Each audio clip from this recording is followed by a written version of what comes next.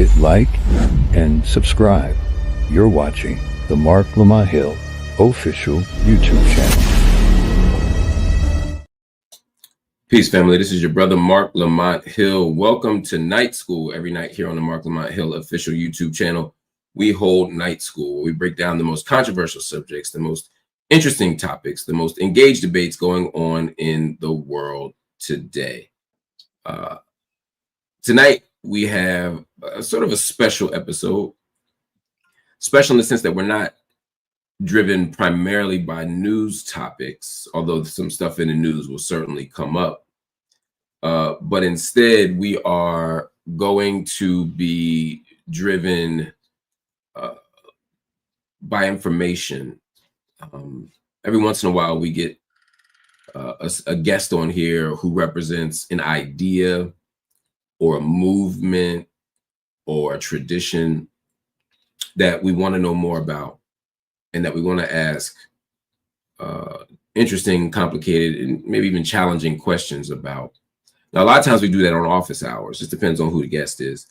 But tonight I thought would be an interesting opportunity to do that with the brother, Captain Tazaryach.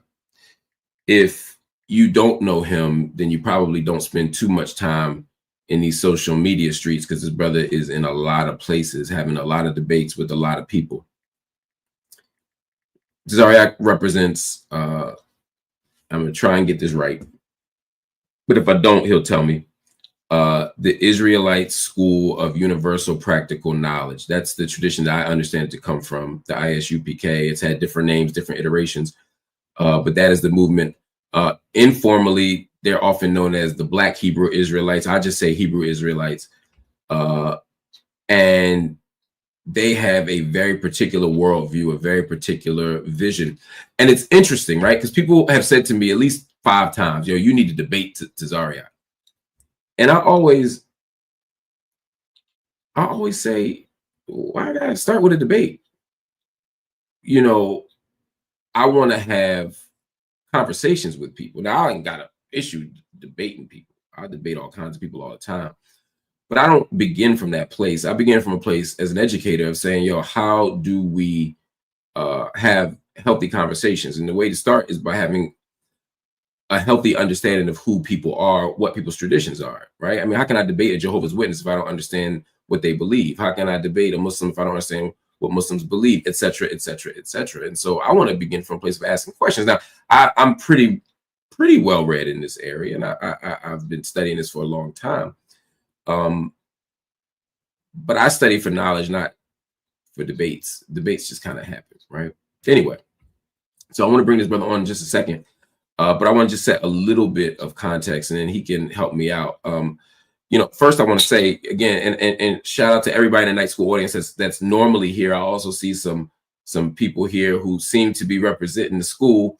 Shout out to them as well. Sending shalom out to y'all as well. I see people here sending love to their brother, to our brother, and I think that's dope. I want to have just to set the table again. This is not a antagonistic exchange. This is not a beef or a battle. I may ask some questions, and I'm certainly going to disagree with some stuff, and we can have those conversations. And largely, this for me isn't a religious debate. Not to say that we won't talk about religion and faith and texts and tradition, but I ain't trying to persuade nobody, and I don't want to be persuaded. I want to have the conversation about what Hebrew Israelites believe. I think that that's important. And I also want to get his take on a few things that are going on in the world. You can't talk about Hebrew Israelites without talking about the state of Israel.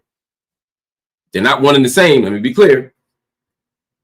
But you can't talk about Hebrew Israelites without talking about the state of Israel. You can't talk about Hebrew Israelites without talking about Palestine. You can't talk about Hebrew Israelites without talking about a longer tradition of Black freedom struggles and Black liberation traditions and Black nationalist traditions, et cetera, et cetera, et cetera. And so for me, this is just a dope opportunity also to talk to a brother. This is my first time on camera with this brother. We had a quick phone conversation earlier today. We've texted and chatted and DM'd a few times trying to make this happen. I hope the brother didn't think I was avoiding him. It literally was just scheduling life, man. But we made it happen. I'm excited to see him here. And let me welcome to Night School the Captain Tazaryach, serving under the leadership Commanding General Yohana Brother Captain Tazaryach, welcome to Night School. Hey man, I'm glad you got me on, man. Shout out to Marc Lamont Hill. Like he said, we've corresponded behind the scenes, and not one time did I ever think that you ducking or anything like that. We all got schedules, and that's the thing with life. What's the term they say? Life be life, and sometimes Yes, sir. life, Life be life. Life be life, and so you can't. Say somebody. I hate when people say like you ducking or you're doing this. Even like when you were saying when people expecting everything to be a debate. I think it's always good, especially for Black men to come together and you can actually have a conversation too. Yeah. Even if you disagree in the conversation, it don't have to be a debate just because you disagree. You just have your opinion. I have my opinion, and I think we're both intelligent, mature men to where even if there comes a subject where we disagree, it don't turn into some super duper debate, and people could see two Black men having a conversation about it. If I'll use an example, like I think 2 years ago, I did this podcast with Tariq Nasheed. And Tariq Nasheed is somebody that his ideology is totally different from mine. But before the outset of the conversation, we said we're not gonna give a debate. We're just gonna be two Black men speaking on the direct issues. And we was able to have like a 90-minute to 2-hour conversation without having that. And I think that's what people need to see. Everything don't have to be contentious all the time. Now, is there a space for it? For those that know me, there is a space for debates and battles and stuff like that, but it's also spaces for, conversations and learning from people's different position as well. So I appreciate you having me on the show. For sure, for sure. Let's start with this tradition itself. A lot of people out there don't understand or know what Black Hebrew Israelite means or what Hebrew Israelite means. And the reason I'm using the word Black is partly because other people use it, including some of our collective enemies. And that's what we got in common. For sure. And then there's also people who use it as an academic. I'm inclined to use it at times because I want to kind of frame y'all in a bigger conversation with Frank Cherry, Rabbi Wentworth. I want to frame you in the tradition of the African Hebrew Israelites of Jerusalem. I want to frame you in the tradition of, to a lesser extent, Dr. York and or Rabboni Yeshua at the time, and the Nubian Islamic Hebrews, right? An organization to which I have ties, right? So, I in the past, long past, but I understand. Yeah, I gotta say that for the people before the Nuwabians be on my head. You know what I mean? They be focused on the wrong things, man. Right. but all that to say, who are Hebrew Israelites? How do you define Hebrew Israelite? I'm glad you mentioned the FS Cherry and stuff like that because a lot of people think like being an Israelite is something that's kind of fairly new. Yep. They don't know, like, Harriet Tubman knew she was an Israelite. You mentioned FS Cherry, Rabbi Wentworth, Ford.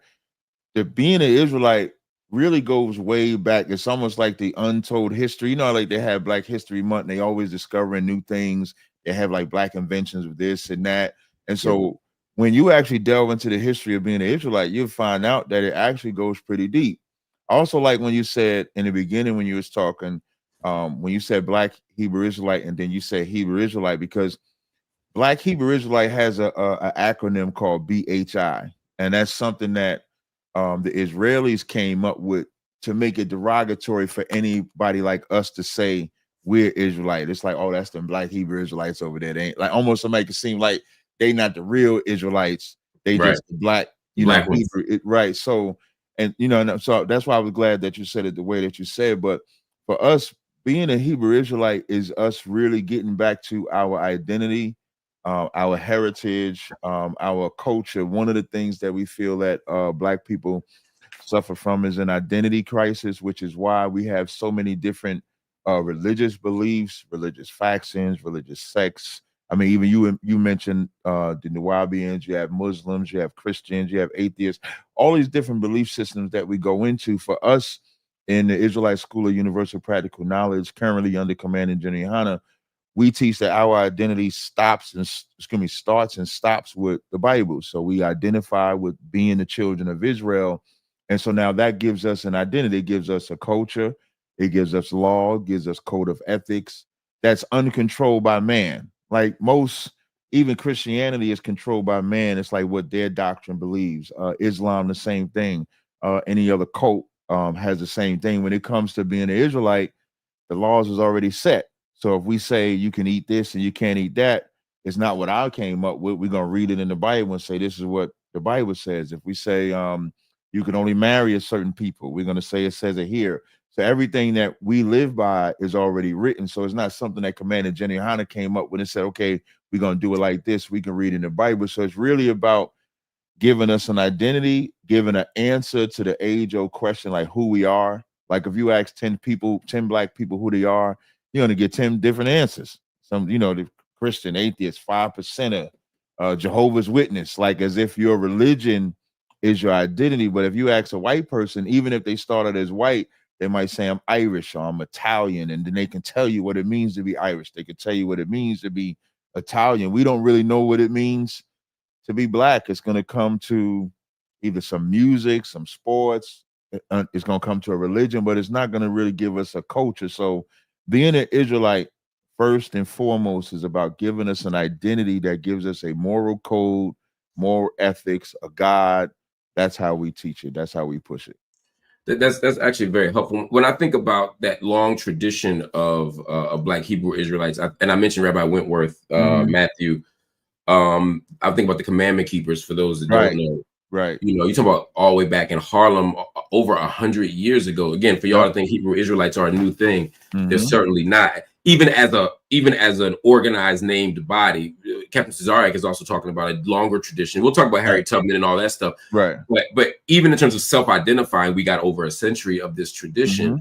A lot of those people come out of a church, though, right? A lot of them identified as Christians, but as they went through the Hebrew Bible, they said, "Wait, Exodus, that's us." Yeah, etc. etc. Even further, a lot of them learned from Jewish people, because at that time you got us, being in all these different, even historically, there's what they call a slave Bible. So the slave Bible was when they took out certain verses that they felt would cause a rebellion amongst the slaves. This is what makes a Nat Turner, F.S. Cherry, Denmark Vesey, what make them so historical, because when they got their hands on the actual Bible, it did inspire rebellion. Anybody can look that up. So when it comes to the history of it, a lot of them, like even our founding fathers, Abba Bivens, Ariyah Yaquab, they learned by going into Jewish synagogues. And as they going into the Jewish synagogues, thinking that they're going to be Jewish for all intents and purposes,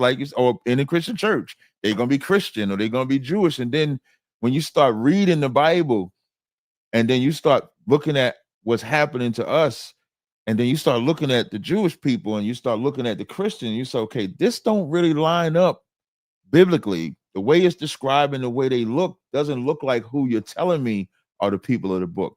The prophecies that you're saying are ascribed to these people don't look like it's ascribed to them.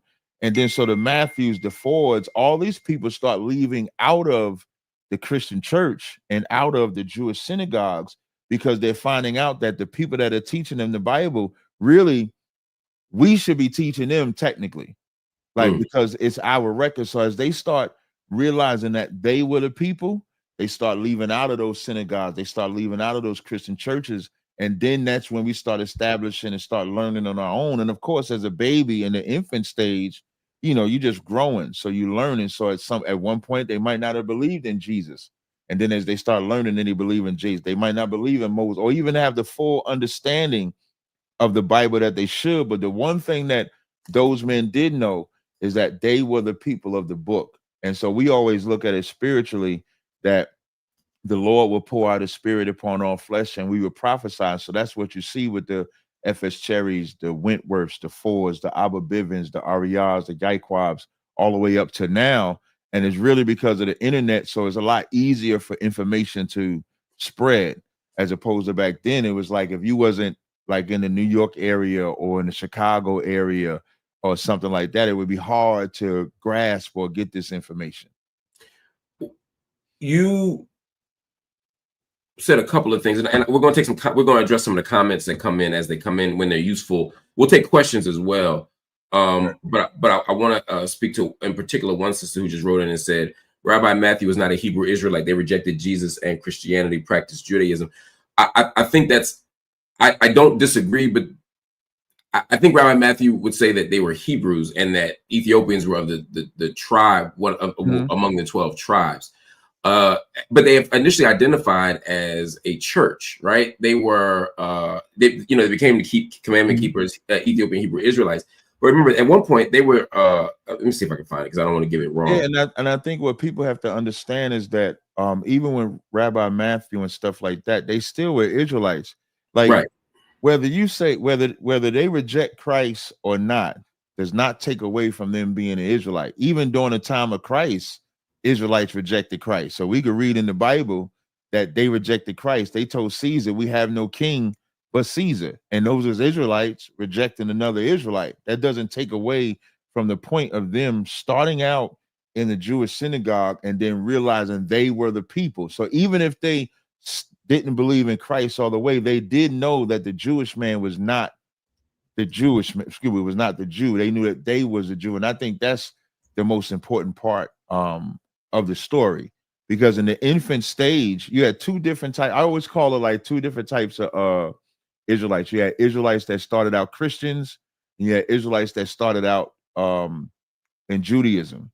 And so as they transition out of Judaism and Christianity, of course, their foundation is going to be learning from that position before they would graduate to another. So we have a lot of Israelites that started out in Judaism and then become what we would call Messianic Jews, for people to understand the terminology.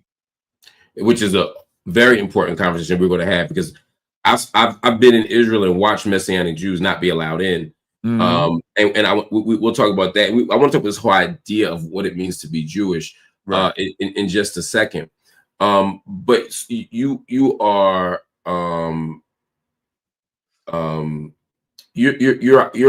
identifying Hebrew Israelite not as a religious faith per se, but as a national identity and ethnic identity. Would those be fair labels? Ethnic and national identity? Yes, it would be ethnic, meaning like you can't, like in religion, anybody can conform to that. So a Hispanic, a Chinese, or Japanese can be Christian.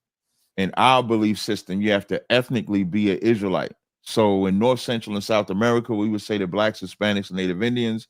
And then you got Israelites in Africa, you got Israelites in Europe, you got Israelites in Asia. But if you're not ethnically an Israelite, you can't be an Israelite. That's where our position is from. Okay. So, and please correct me if this isn't right. I just pulled this up, but this looks like the signs that I've seen. Yes, that would be correct. That's the correct sign. Okay. Anybody who has spent time, we're gonna talk about that too. Anybody who spent time in an urban city has probably seen one of the Israelite schools outside teaching. And one of the things that you will often see when you see them outside is a sign. Now, the sign isn't as pretty as this one. I actually think they're much better on the street. Because y'all make them, and they're very different than the kind you're seeing right here, which is more. But that's more basic, straight to the point, where they could just look right at it. Right. Exactly. And I get that, and I ain't mad at that. But when I see this, the sign, I've always wondered this, and I've never had an opportunity to really ask anybody. They're saying that, again, for those who don't know, there are 12 tribes of Israel in the Old Testament, in the Hebrew Bible, in the Torah, to be more specific. And you all argue that each of these ethnic groups or national groups are descendants of those different tribes. So American Blacks are the tribe of Judah, which, as an American Negro myself, I'll take it. But then we got the West Indian Blacks are from Benjamin, Haitians from Levi, etc., etc. It's always seemed so neat, those lines, and with partly just because of all the mixing that seemed hard for me to believe, but also because of like Dominican, Cuban, Puerto Rican, Haitian. I mean, all that is close. Yeah. How did you all determine which lineage was which. And I'll be honest with you, because I don't want, this isn't a gotcha. I have heard arguments that some of the early organizational founders said that they made this up. Right. Yeah, So so that's a falsehood, that the person that's from the earlier organization is not actually legit. So the first thing, the 12 tribe chart is a marker. So it's not an absolute, meaning like you have people that might look native, people that might look black, and then you find out that they're Native Indian, but they think that they're black. So it's really just a marker where this is where the dominant people are from each one of these tribes. So a lot of this is history, a lot of this is prophecy in the Bible. Like there's a good book called Lost Tribes in Promised Land, written. This is when a scout by the name of Montesinos. So of course, when the white man was coming over here, he enslaved the Native Indians and black people and stuff like that. And then he started observing the Seminole Indians, Native Indians, the Taino Indians. And so as he's observing them, it's I think it's page 364 in the book Lost Tribes and that book right there. And in that book, the Seminole Indian greets the other Seminole Indian with the Hebrew credo, which is Shema Yasha Allah Yahweh Allah Nawa Yahweh Akkad, which is, "Hear, O Israel, the Lord our God is one." And then he says, "I myself am from the tribe of Reuben." So now the Seminole Indian is saying what tribe he's from.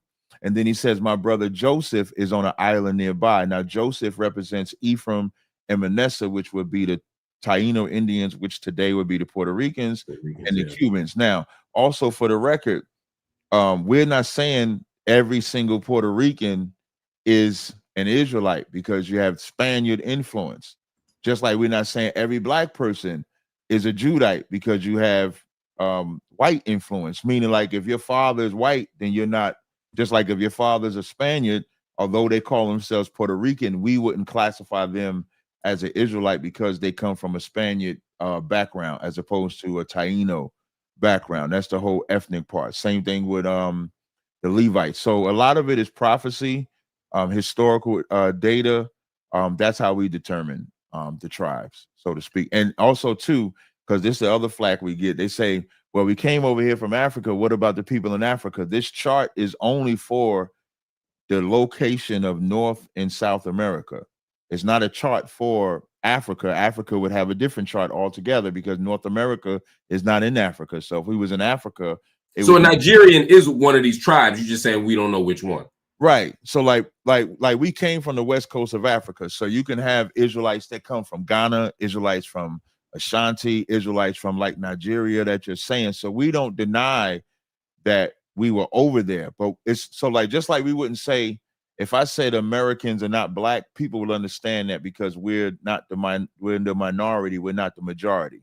So when we say Africans are not Israelites, because we're the minority, we're not the majority. The majority of them would be actual Hamites, would be the term that we would use.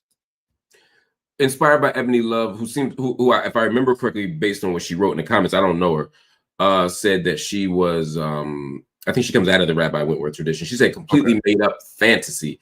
It is counter to genetic genealogy, records of slavery, cultural anthropology, all things logical and common sense. They made it up. I want to push her question a little bit further, because I don't want it to become a ad hominem kind of thing. Yeah, that's fine. What is the evidence of this? Like, where could people? Because typically, you all offer scripture, you offer books. You know, the best thing people can do is offer evidence. What evidence do we have to sort of substantiate the claims about the tribes? So I'm actually gonna look up the link that I have. We actually provide a full 12 tribe chart lecture on this subject. I'm gonna see if I can get it for you. Okay, and feel free to drop it in the chat, because my team will look at it. This is class, this is night school, so they will read. They'll do the homework. No sweat. And so what this does, I'm just looking it up. It's on my Cross the Line radio channel. My good fellow captain, Kadazar, did a very intrusive. Now it's a long lecture though, just to let you know. So he did a very intrusive breakdown on each tribe. So when he talks about the tribe of Judah, he gives the evidence. When he talks about the tribe of Benjamin, he gives the evidence. So that's where you get more in detail. Like I'm kind of giving like a broad view of it. So I'm just trying to find it. Just give me a second. It might be easy if I just search it on my phone. Yeah, I'm yeah, just no going to worries. find it and I'm going to put it in the chat. But that will give more in detail. So when people say like it's impossible to state that, like I said, a lot of people don't know Harriet Tubman knew she was an Israelite. Her whole family, as a matter of fact, Captain DeBar Moth that's in our school comes from that tradition. So his lineage, his line goes back to Harriet Tubman. And so they always knew that they was Israelites when they came over here off the slave ships. So that history has always been known. So it's not like an unknown. When you say she knows she was one of the 12 tribes, just say a little bit more so people understand what you mean. She had a Hebrew name. She had a Hebrew name. They You talking came about out of the Moses? Ashanti tribe from west coast of Africa. So out of that Ashanti tribe, they knew that they was Israelites. So when they came over here as slave ships to America, they kept that tradition of knowing that they were Israelites. That's exactly what I'm saying. Okay. Okay. There the and I'm pulling this up again to give you a full sort of opportunity to respond to it. Abba Bivens, Yes. he was a member of the Commandment Keepers who eventually left. Yeah, he's our father. We were just talking about him today. He's our father of ISUBK. Yeah, he is the father of ISUPK. Mm-hmm. There are claims from people who say they were right there that the founding sort of, and I mentioned this earlier, that sort of the founding members of the organization made up some of this stuff. They went from the kind of original tradition of saying, look, we are we are the Jews of the Bible, we are the Hebrews of the Bible, we are the Israelites of the Bible, to sort of moving almost further. I think about, like, for example, with the 5%ers, the Nation of Islam, you have the Nation of Islam, then you have Clarence 13X, who starts the 5% movement. People always sort of move from, it's not uncommon for people to be in one place and move to another one. Yahweh ben Yahweh. People move from organization to organization. Sometimes they bring the doctrine with them and just want to leave the organization. Sometimes they leave the organization and add stuff and take away stuff. One of the arguments is that the ISUPK became a kind of not just a splinter group, but one that started adding stuff and making up stuff. One of them being the sort of 12 tribes language. What do you say to that? What I say is they're absolute liars, is what I would say outright, and here's why. Because first of all, when Abba Bivens first came in, he had Mashah and Arya and Yaiqua with him. It was those four. So Abba Bivens is the one that left the Commandment Keepers and believed, because he became messianic. So as he's becoming messianic and they're learning the truth, they began to break down. Now Abba Bivens was unalived by Muslims when he was out. So as he goes out on the streets to teach, and when I'm saying Muslim, I would say black Muslims, they were told not to teach, and he went out and taught anyway. They ended up beating him up, and he died from his injuries. Commander Jenny Hanna just gave the history on this at our Passover that just happened, like last Thursday. And reason why I trust Commander Jenny Hanna, because he was, so if you have the 7 heads that started the school, he would be the 8th person that came into the school. So he would have that information. Also, when it comes to the 12 tribe chart, the history that I just presented with Lost Tribes and Promised Land, that has nothing to do with ISUBK in the sense of them writing that history. Like, it's one thing to just go into the Bible and say so. It's another to go to history to be able to line up the history with what we're saying. So when we can line up the history and then back that up, that's what also stakes the claim. So there is no evidence. A lot of people, ISUBK was started in 1969. The first split in ISUBK was in the 90s. The second one was in the early 2000s. Since that time, you have had a lot of people that lay claim to either being in the school, knowing somebody from back in the school, and because they have a disdain for the 12 tribe chart, because you have a lot of people that reject the Hispanic tribes, that they just want the Israelites to just be all Negroid. So you have people that have a Negro only perspective. And that's where we get a lot of flack for the chart, because our chart is not emotional. So from emotional position, it's like, okay, we just going to be all black. From just the truth of it, we're going to say, no, the Hispanics are there too. The Native Indians are there too. We all share this history.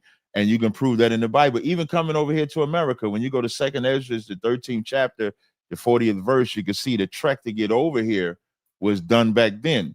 So there's a lot of history that predates ISUBK being founded that we just was able to get. and then just put it together with the scriptures and make it prophecy. Why aren't you Jewish? Why am I not Jewish? Because Jewish in the Bible lets you know that it's something that's made up. The only time you see Jewish in the Bible, it says we have not fallen for cunningly devised Jewish fables. So when you see Jewish in the Bible, or Jew, how about the word Jew? Forget Jewish, Jew. Okay, when you say Jew, you mean like Judaism type Jew? Like from the tribe. I mean, so it's a good question. It's a fair question. And for the audience's benefit, I want to be clear.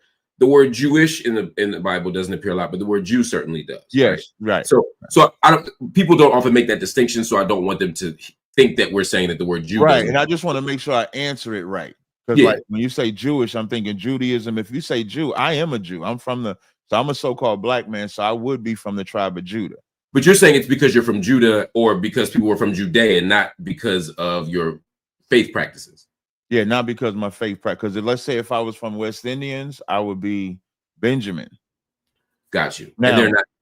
Yeah, so now but in the Bible, depending on how it's used, Jews became collectively for Israel in some instances, because in 2 Kings, when you had the split between the two kingdoms, so you had the northern kingdom and the southern kingdom. The southern kingdom became Judah, the northern kingdom became Ephraim or Israel. So by the time you get to Christ, when he starts saying Jews encompass Judah, Benjamin, and parts of Levi.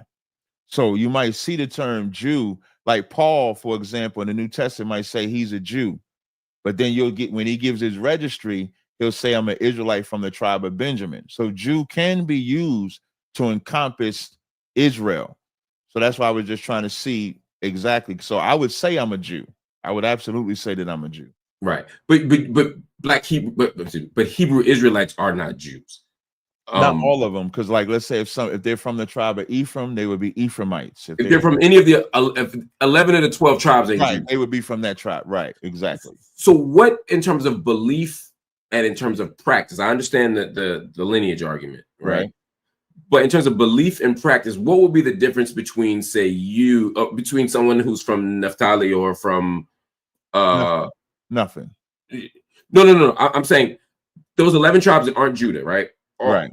Y'all have a set of, there's no distinction among your beliefs and practices. However, where do you differ ideologically or in terms of practice from somebody in Israel, say an Ethiopian from Beta Israel who identifies as a Jew?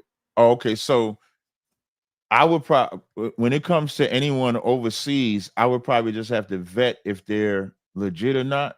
Like, let's take overseas off the table. Say there's a black Jew right here who goes to the local synagogue. They're black, so we're not questioning their lineage. We'll get to the European piece later. But they're black. They go to the synagogue. They observe the Sabbath. They go to they observe Passover. They do the things that it sounds like you do. Where are y'all different? In terms differences would probably be in doctrine at that point. So like because if I see them going into the synagogue, I would look at them as being Jewish, even if they're black. So like Jewish people believe that you're Jewish by your mother. That's of course not in the Bible. You're not Jewish by your mother. You're Jew by your father. Their practices that amoyo that they do, the way they circumcise their children on the 8th day. That's not in the Bible as well. The fact that they're going into the synagogue submitting unto people that are not the people. So at that point, even though I would look at them as Israelite, like even you, for example, I would look at you as an Israelite. So it would just be doctrinal differences at that point. Because I would be saying, okay, if you my brother, why aren't you on this side with me? Why would you be with them in the synagogue? Why won't you come to me in the school? That's what I would at that point. But there are a lot of black Jews who would say, why are you conceding this territory to them? This synagogue is ours. This is our tradition. Mm-hmm. But if they say it's theirs, I would say, why are you not running it? Because we run ours. That's what I would say. Because I would say, okay, if that's your synagogue, why is the Jewish rabbi white looking? And what I mean by white looking, why you have a white Jewish man that's not a Jew running it? Because the Bible, Psalms 147, 19 and 20 says he showeth his word to Jacob. He have not dealt so with any other nation. So how could you be in a synagogue where you got someone of another nation running your belief when God said he only gave it to Israel. So that's where we would have those fundamental differences, because if you're not an Israelite, you can't be my rabbi, you can't be my priest, you can't be my leader, you can't be my prophet. Whereas someone in that synagogue can have someone that's not their people be their priest, their prophet, their rabbi. You say the Bible doesn't talk about Judaism being passed through the matrilineal line, right? Or through matrilineality. That is to say, That's correct. That mothers don't pass on your Jewish, your Jewishness doesn't come from your mother, comes from your father. That argument you're making contradicts modern rabbinical Judaism. Right, definitely. Halakha is not something that y'all rocking with.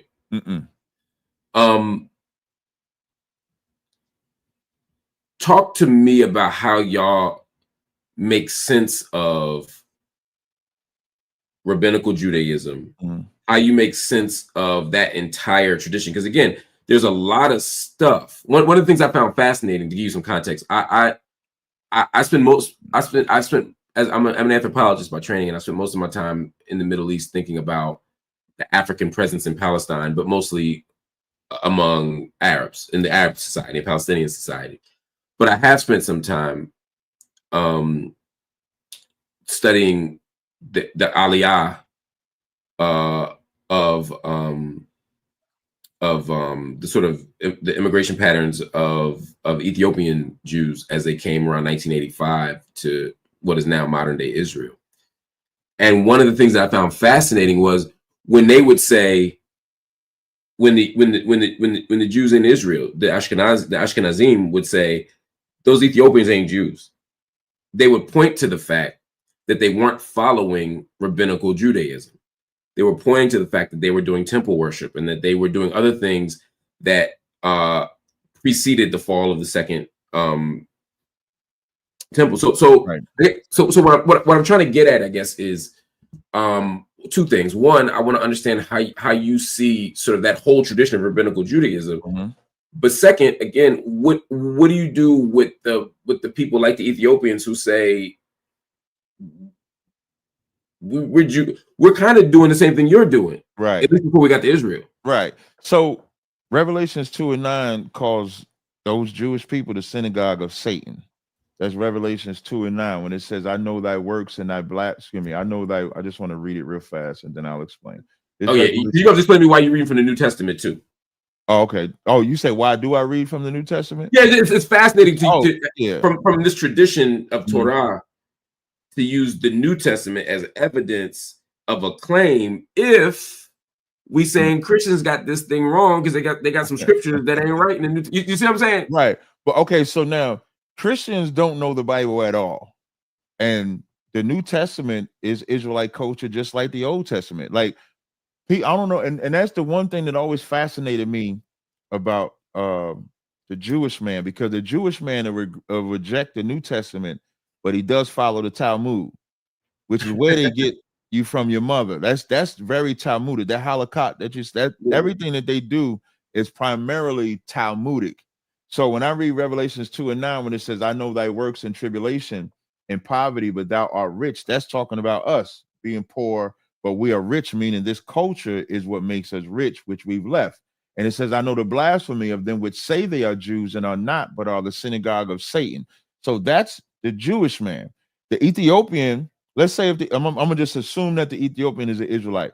When you made an excellent point when you said they don't like them because they are keeping things according to the temple, as opposed to things post or after the temple has fallen. A rabbi suddenly becomes a central figure. Right, exactly. So everything about the Jewish man, they don't use Torah. So like if you take how you are a Israelite according to the Father, there's 12 tribes of Israel, right? Even the Jewish man will say that there were 12 tribes of Israel. All of those are men. So we know that Jacob had one daughter, Dinah, who was attacked by a brother from not a brother, but an African, but she never had no son. So there is no tribe of Dinah that exists. So how can they create this all throughout the Torah? It's all about the son, the son, the son, the son, the son. But then when it comes to the Talmud, now it's switched to the mother, the mother, the mother, the mother, the mother. So that would be the first strike. And that's why, and I'll tell you another thing. When I went to Israel, so I went to Israel in 2017. I spent about 15 days out there, and I met this brother. And I always say I'm gonna upload this video, and I forget to upload it. And so I had a full conversation with this brother, and his tribe of people never left Israel. When the second temple fell, they never left Israel. And when a Jewish man came in, they put them in what they call like the prison section of it and kept them there. And so to monopolize on Judaism is why the Jewish man rejects the Ethiopians, not just the Ethiopians. When Ben Amin from Chicago, when they went over to Israel, when they said we're the children of Israel too, because remember, the Jewish man said they're all about the diaspora. They say that they're the diaspora because they come from Russia, from Poland, from Germany. That's where that's the argument of Zionism, is that we are Jews are a Yeah. nation in of itself, regardless of where you come from. Right, except when it comes to melanated looking people. I always laugh when the Israeli government shows Jewish immigration, and they show the Aliyah pictures of the Yemeni and the Egyptian and then they get to the Ethiopians, and I always ask them, why are the Ethiopians one in color? Everybody else is in black and white. Yeah. It's because they got to come 40 years earlier than the Ethiopians. Yeah. You know? And if you go into that region, biblically, they wouldn't look like the Jewish man historically. I remember I talked to this Jewish guy. They always tell me the same thing. Yeah, they was dark skinned. They was black back then, but over time they become white. I said, how is that possible when Eskimos still have skin tone? Elon Musk looks white to me, and he's South African. White people have been in Africa for thousands of years. They ain't changed their skin tone. So how do you just go from being one complexion to now you're only this complexion? So the real reason why the Jewish man will reject an Ethiopian, will reject Ben Amin, will reject us, is because they can never tell the truth of who we are. And that's the real argument, because if it was about diaspora and we're saying we the people, why not accept us if it's not about color? That's how you know that everything about them is about color. And then the mother part is because they're Talmudic. They're not Torah keepers. They mention the Passover and they'll talk about Moses and stuff like that, but their practices come mainly out of the Talmud. It doesn't come out of the Torah at all. We come out of the Torah. And one thing I wanted to address again, Christ was prophesied in the New Testament. So when we get to the New Testament, all of that is about Israel too. That's not about God loving everybody. Christ said, I'm only sent to the lost sheep of the house of Israel. Paul said, it's my heart's desire for Israel to be saved. So Christianity just made it about everybody, which is why most people reject it. But Christ never came for everybody. Just so everybody can know that too. If you accept the New Testament, why not accept the Quran? So the reason we don't accept the Quran is because in order for a prophet to be a prophet of God, you have to be an Israelite first. Muhammad is not an Israelite. And we look at the Quran as a total separate God, total separate belief from the Old and New Testament. The name of the God is different. The practices of both belief systems are totally different. The people are different. So like there's Ramadan in the Quran. Ramadan is not in the Torah. There's Passover in the Torah. Passover is not in the Quran. Christ kept the Passover. Muhammad and them didn't keep the Passover. When they pray facing Mecca. When we pray, we face Jerusalem. The name of the God is different. The Quran's name of the God is Allah. The name of our God is Yahweh. Some may say Jehovah. Some may say Yahweh. So those core things is what separates them. I guess what I mean is, and I'm not saying this to make a case for one religion over the other at this moment, right, but to say we accept the revelation of Moses, and we accept the revelation of other prophets, right, in this religious tradition, and then Muhammad comes and says, "I'm in the same line, right? I'm from Ishmael for sure, from Ishmael, right? That's correct. But I'm part of this prophethood, and I'm coming to this Arab nation, right? Hence Allah versus Yahuwah, Yahweh, etc. Right. But fundamentally, we accept the Injil, the gospel. We accept the Torah. Right. We accept all the old books. And now we're saying, here's one more revelation. Mm-hmm. I guess for me, I'm often fascinated how religious people make the determination to accept this one, because I mean, a believer could say, and I say believer, I mean a Muslim believer would say, well, yeah, Muslims did play the Qibla, the direction of prayer was Jerusalem until it was for a while, until Muhammad moved it to Mecca, right? That Ramadan is now the new way, but it's still in the same tradition, but we're doing something different. Just like the New Testament represented not a break from the old laws, right? Jesus said, "I didn't come to break." That's right. To break those old laws, but there's some new stuff here. Not necessarily. I don't know of too much new, because even the forgiveness of sins through Christ, that's not new either. But in the beginning of the conversation, I said what makes being an Israelite different is that, and I use Commander Jenny Hahn as an example. He didn't come and say, we're going to follow it this way because it's my way. What is written for us is already written. There's a prerequisite for an Israelite, what you believe, how you worship, the name, everything. So there's also a prerequisite for how we can accept a prophet for the God of Israel too. So the prerequisite is Deuteronomy 18. He has to be one from among our people. So Muhammad is an Ishmaelite. He's one of the fleshly sons of Abraham, but the son of the promise is Isaac. So for the Israelites, it has to come from Abraham, Isaac, and Jacob. So if he's not the son of Jacob, then he can't be a prophet for us. So the difference would be when it comes to the Quran, I don't think they have that boundary that we have. So our God, you know what I'm saying? So our God gave us a limit. Okay, y'all can follow, like, let's say you and I, like I said, I look at you as an Israelite. So let's say if you came with a revelation and you're an Israelite, I could listen to you. But if this Chinese man comes with a revelation and he comes to you and I as Israelites, he can have that revelation for his people, but that's not something we could follow because our God gave us a prerequisite. There's people in the chat who are atheists or agnostic, secular humanists. They are all sorts of people. Right. Before you go, I did put the 12 tribe chart link in the back chat. I did, and I posted it. I posted it, and I y'all look up. I posted it again, but I posted it, and I say from Captain. Sure you got it. Yep. Yeah, you know, I saw that. I just did it again. There are people who want to say, why believe any of this? We have access to, I mean, at some point we are trusting in a text that has been shown to be problematic, you know, and I know you all don't worship the King James version, but we all know the King James stuff. I follow the King James version though. Which I also find fascinating as well. I've always found that fascinating. We can talk about that too. But I guess before we get to the specific version, I guess the bigger question is, why do you believe that this book is real?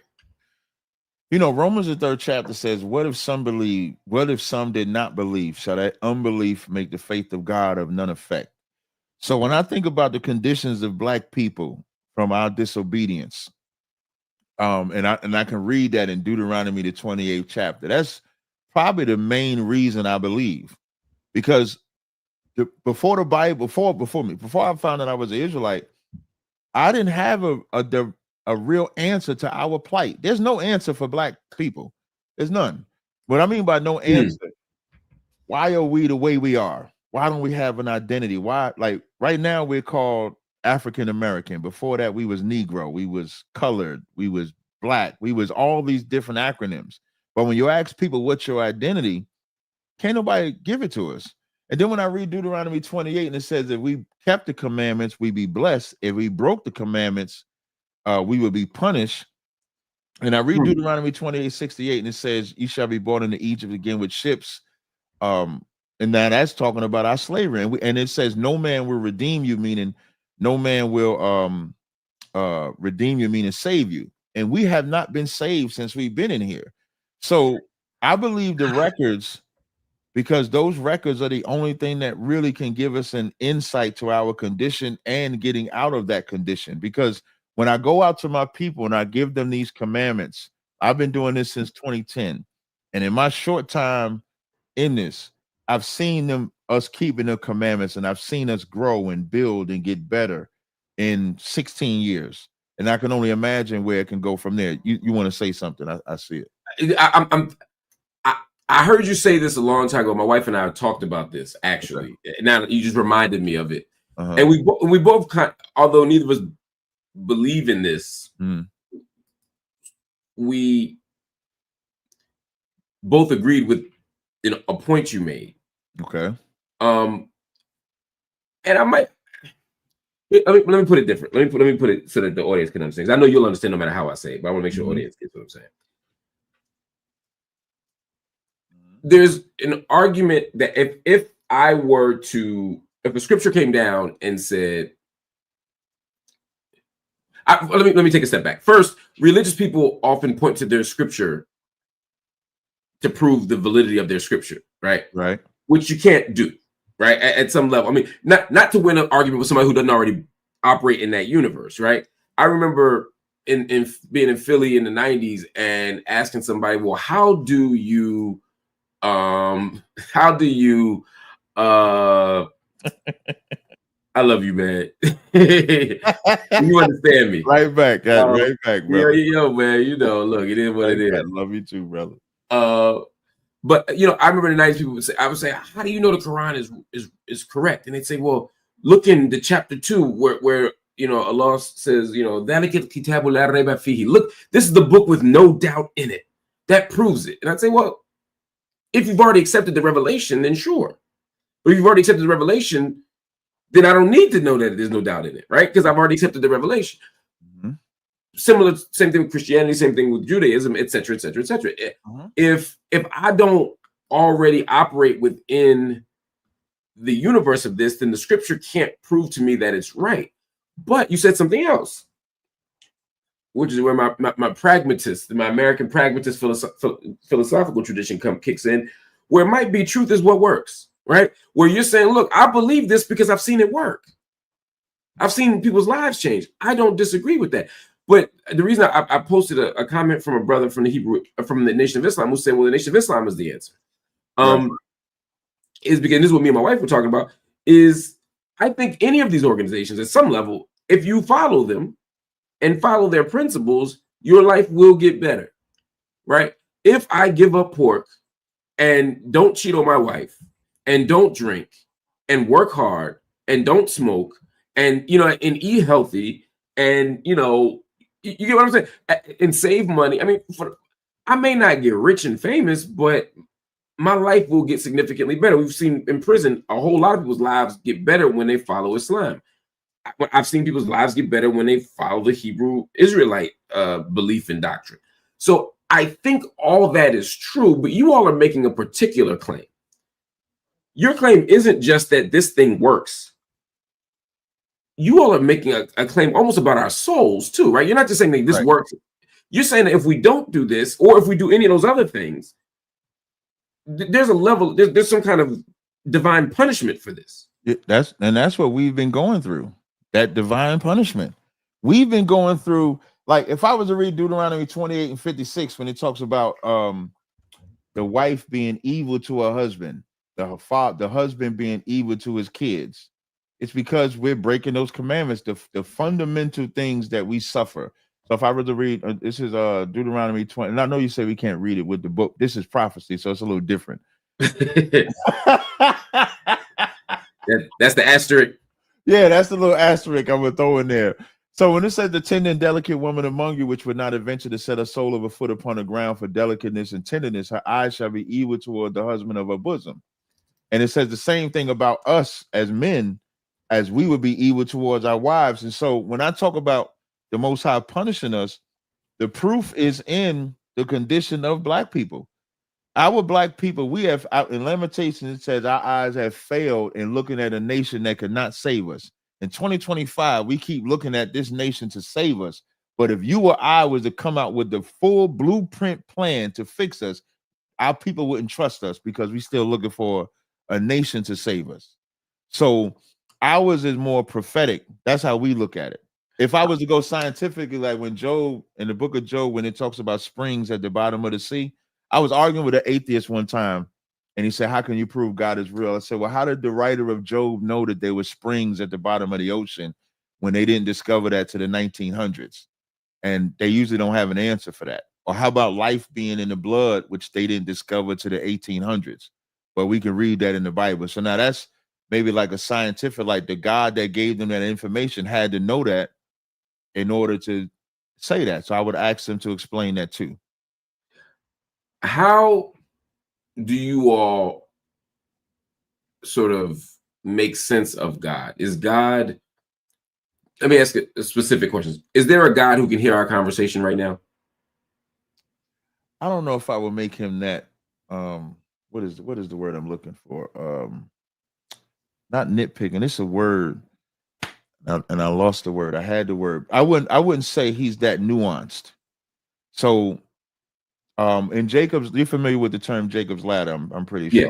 Mm-hmm. So the vision of Jacob's ladder, what Jacob saw in the vision was the angels coming up and down. So there was a ladder between earth and the heavens, and he saw angels going up and down. And so God has never physically been on this planet ever. He's never been on this planet. The angels come down here, and then they give the work. They give the report to him. So I don't look at it like he listening to every single thing, we say like that. But I will say that the angels, that's in the Bible also say you entertain angels unaware. So I would say that's the Most High. So okay. I wouldn't say he listens, like I wouldn't put him like that. But the Most High is the singular being. Yes, he's the Father, right? And God is gendered. God is a man. Yes. Okay. Not a man like you and I, but his spirit, his vibe is man, is masculine. I wouldn't say he looks like you and I. What does God have a body? Yeah, he sits on the throne. And when you read the book of Daniel, it says he got hair and he sits on the throne. So he has a physical body. Okay, so it's a physical. So if one were to see God, God would look like one of these Israelites. Yeah, the Bible says you would die if you saw him. So even Moses saw his glory. He didn't see him directly. Okay. So, but in the vision, you see him on a throne and he has woolly hair. So he does have hair in the body. And this God figure who is male on the throne has existed forever. Mm-hmm. Yep. God was not created. No. Okay. I mean, that's consistent with all these religions. Right. I'm asking purely for clarity. What makes us different, though, like when it comes to believing in Jesus. Now, we would say Yahweh in Hebrew. You're not for my Israelites, because Israelites go crazy when you don't use the Hebrew words.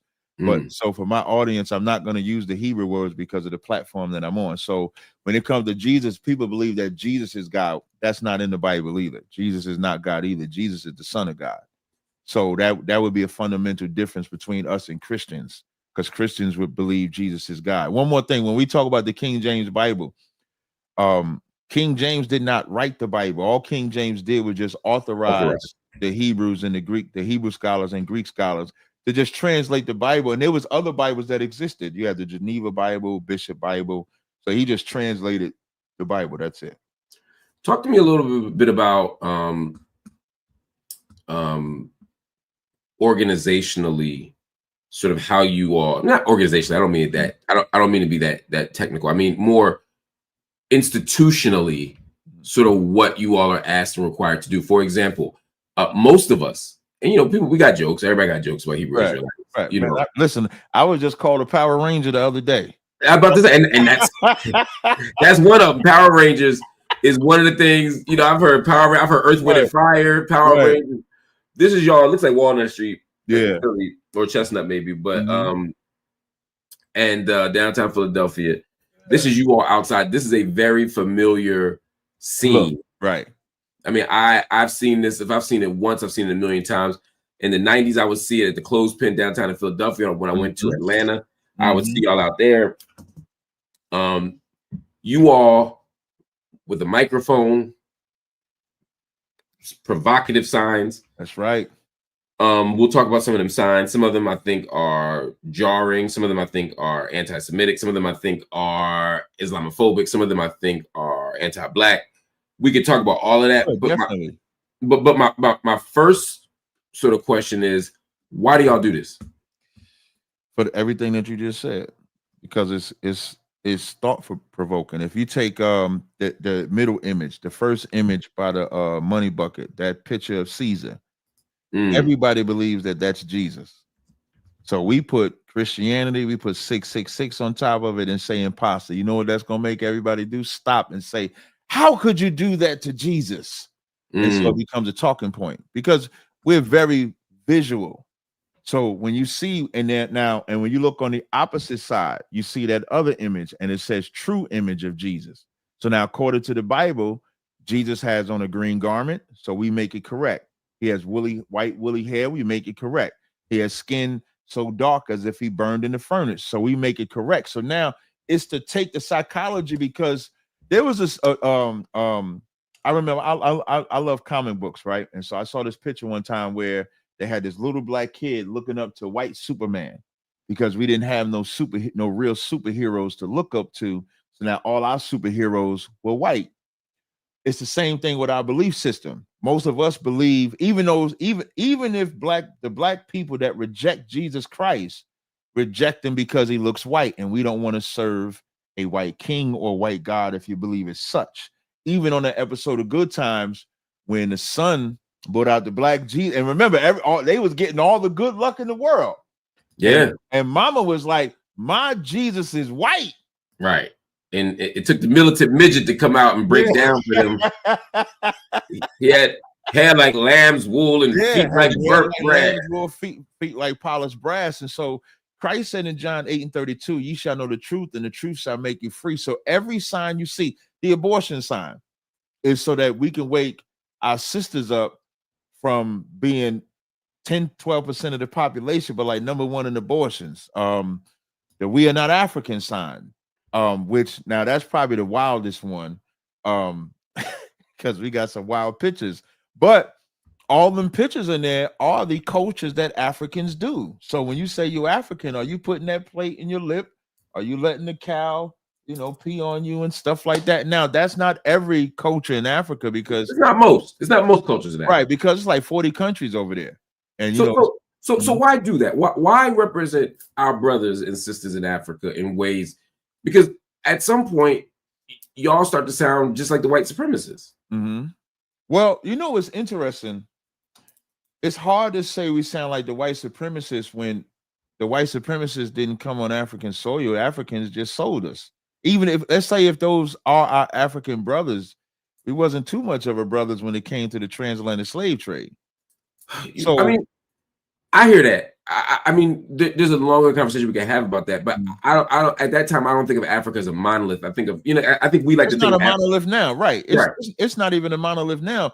So you heard me earlier say that we got Israelites in Africa. So I'll give you a story. So when I went to Israel, so Ben Amin established this place called Dimona. I'm pretty sure you're familiar with Dimona. I spent a lot of time there. Yeah. So I got an uncle in Ashkelon, right? Yeah. And he took me to Dimona. So I'm sitting down with the elders in Dimona. The first question they asked me, said, man, why you be talking about the Africans like that? And so I said, well, we're not. Just for context, for people that don't know, this group, there's a group of Hebrew, self-identified Hebrew Israelites who identify as the African Hebrew Israelites of Jerusalem. They made their journey from Chicago under the leadership of Ben Ami. Once he was Ben Carter, then it became Ben Ami Ben Carter, then Ben Ami Ben Israel.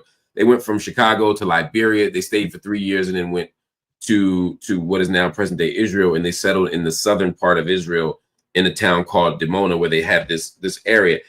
And there's some, and I was going to ask you about these distinctions between y'all, but I just want to give people the context, because this African thing is big, because they actually call themselves African Hebrew Israelites of Jerusalem. So that's a big deal to them, the Africa part. Yeah. So when they asked me, they said, why do you talk about the Africans? I said, well, we're not Hamites. And they said, we know. And I said, well, that's who I'm talking about. So they agree that we're not Hamites, but because saying African is like saying American. So that's why it's offensive to them, because I'm hating on Africans. And I said to him, I said, well, if I said F America or we're not American, would y'all get offended? They said no. I said, well, when I speak, that's what I mean. So but here's the problem with that, brother. When I look at the images of Africans looking like savages, Africans looking uncivilized, and that's the point of the images, right? To say, look at what Africa is.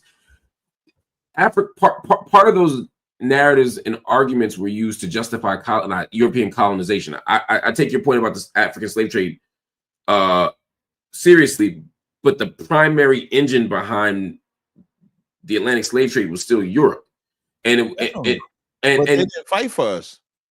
Even historically in the 1800s, when those from North Carolina went back to Africa, them Africans didn't even accept them when they went back. They went to war, then they publicly lynched them in the 80s. So the relationship between Africans and Black people has always been like that. For us, we say, like, there's maps you can find where it says Land of Judah or Negro Land, because we primarily came from the west coast of Africa. So I'm never talking about the continent of Africa. But those images look like the continent of Africa. Yeah, they do. So why do it? Because we need our people to stop believing that we're African just because we were told we're African. And we need people to stop making Africa be a utopia or even a monolith, like you said, when it's not. Even in Africa, they have tribal wars amongst themselves. But when we think of Africa over here, we think, man, we got to go back to the motherland. Where if we went to the motherland today, they would not accept us in the motherland because we're not the same people. When they come over here, like you and I would probably have a better conversation about the relationship between Africans and Blacks than I would with actual Africans that I've encountered. And because they look at us as lazy, they have derogatory terms for us, just like white folks do. So they don't look at us with the respect that you would want me to give them. So for us, when we go out on a camp, it's for shock value. So now when they see them images, they say, why you got that image there? I said, because we're not Africans. We'll prove it. And so we'll go into the Bible and show the differences between us and them. We'll go historically to show the differences between us and them. So I think you already know this from what I've said the last couple of minutes, but I would say I find that deeply problematic. There are people. I'm thinking about ADOS, for example. You mentioned Tariq Nasheed. I can think about FBA. Right. There are organizations that say, look, there's a unique lineage and tradition and culture, even at this point, of being a descendant of African slavery here in the United States, or American slavery here in the United States, coming from Africa. I think there's a way to highlight that without demonizing or mocking or caricaturing people on the continent or Muslims, right? Or these other groups with whom you may have an ideological disagreement. I think it's outside of the sign, we don't talk about them too much unless we have to. Our primary enemy, we talk about white folk, we talk about America, we talk about the Israelis, we talk about that. We don't, the only time, to be honest with you, I've never really talked about Africans a lot until like the Polites and Shaka and Sanetta and Setis and them came in front of my camp to battle me. And so now as they trying to trash my Bible, of course I'm going to trash their. You turned it up a notch, but them signs been there since the 90s. No, that's what I'm saying. The sign, I'm not saying the signs haven't been there. Okay. But what I am saying is that even with them signs being there since the 90s, you're not going to find the major arguments of people having about us having the signs about Africa as much as they're going to have arguments about signs of that white Jesus. Like I think that's right. I mean, so there's a way that showing a black Jesus or criticizing a white Jesus unsettles a Christian, but we're not rejecting or attacking their Christianity as such in that moment because we're trying to bring them over, right? That sign you have says 666. Right, but it's based on the white Jesus figure, right? I guess what I'm saying is you'll hear where I'm going. You understand where you hear where I'm going. Okay. My concern is that when the Muslim sees that he's evil, or the African sees himself as an animal on that sign, or the person who identifies as a Pan-African, that you lose the room right then. If it's a shock value thing for teaching and conversion, how effective is it? Extremely effective. The Muslim sign, I don't know if it's so much well, Muslims are definitely going to take it derogatory, but I I'm think about to say, bro. but so like if I were to say which one is the most egregious, I would say the African sign because of how graphic the images are. From a belief perspective, I would say Islam is probably the most egregious.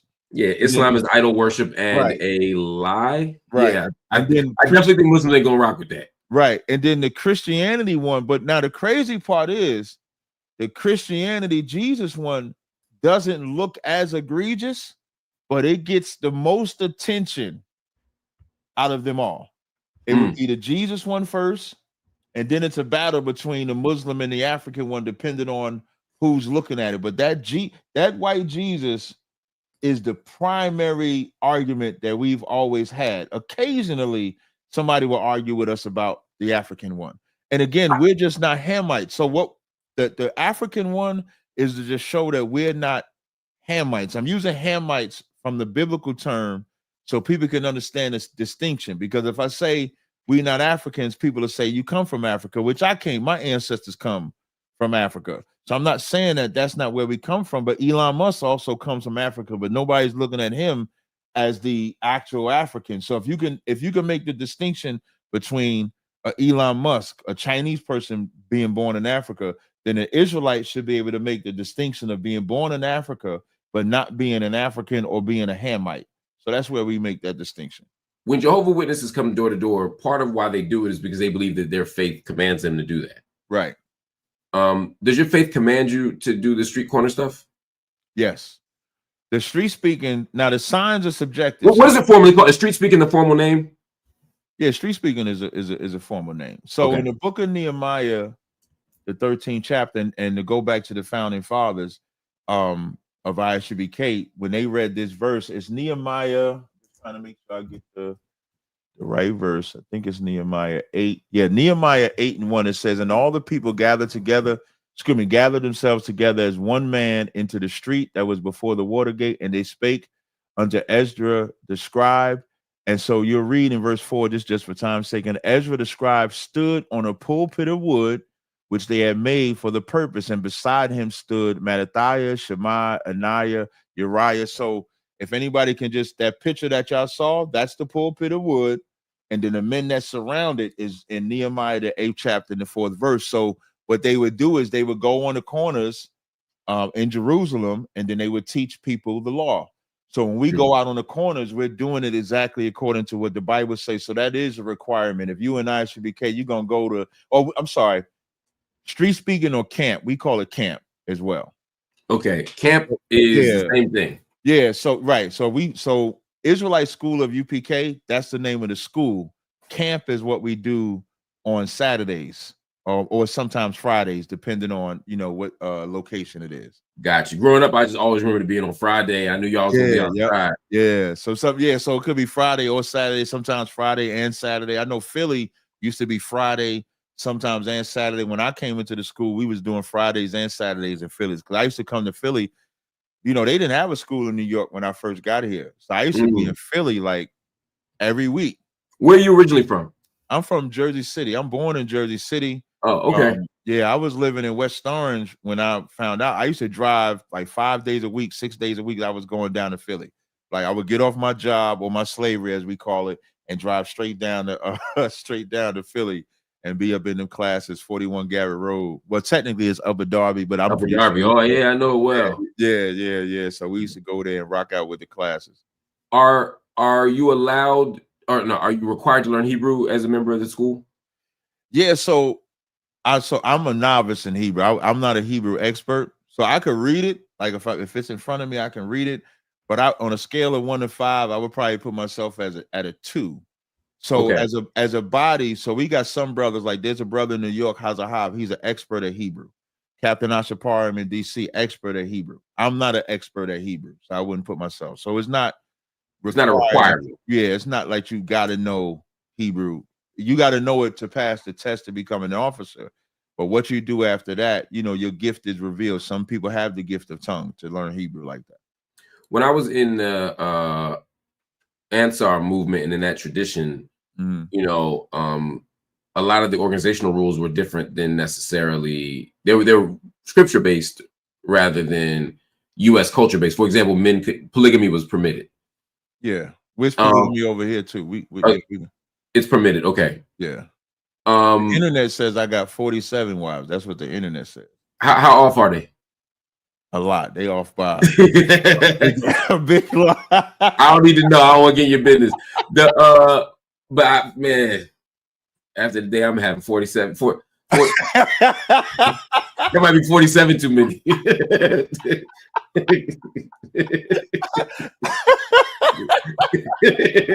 Man, you crazy, yeah. Man. You crazy. Man. How big is the organization? So we're global. So we stretch all across. It's gonna be North and Central and South America, the UK, the Caribbean islands. That's how far we stretch that I'm aware of right now. If you want an exact number, I can't give you a number. What would the range be? What would you say? It's kind of forbidden. So like in the book of Chronicles, when David numbered the people, Israelites died. So we don't do like a number like that. So I couldn't give you like 900, 10,000, 5. I couldn't give you a number like that. It would if I told you, if somebody said you had 250,000 people in your organization, would that feel like a big number or a small number? I would probably say thou sayest, because when it comes to and the reason why I say that is because, and the reason why we don't look at numbers, because when you look at numbers, then you're saying your faith is in the number, not the Most High. So for some people like me, it would be an assessment just of how big the movement is growing. You know, well, I will say here's what I can say that's not breaking the Bible. When I came into the truth, my first Passover was in Upper Darby, PA. It was at the top floor. It was in a small room. It was maybe 30 brothers and sisters in there. At the Passover, it was thousands at the Passover. Okay. And I left the Passover. That shows growth. That's what I'm getting at. I'm not trying to be. I'm not the feds. No. I didn't. No. I don't think you that at all. I just don't want to offend the Most High. That's all that is. Understood. I respect your commitment to the principle of it. There was a question I had for you that there's some comments before we go. There's a few people who have questions in the. That's fine. In the comments here, but there was something else I wanted to ask you.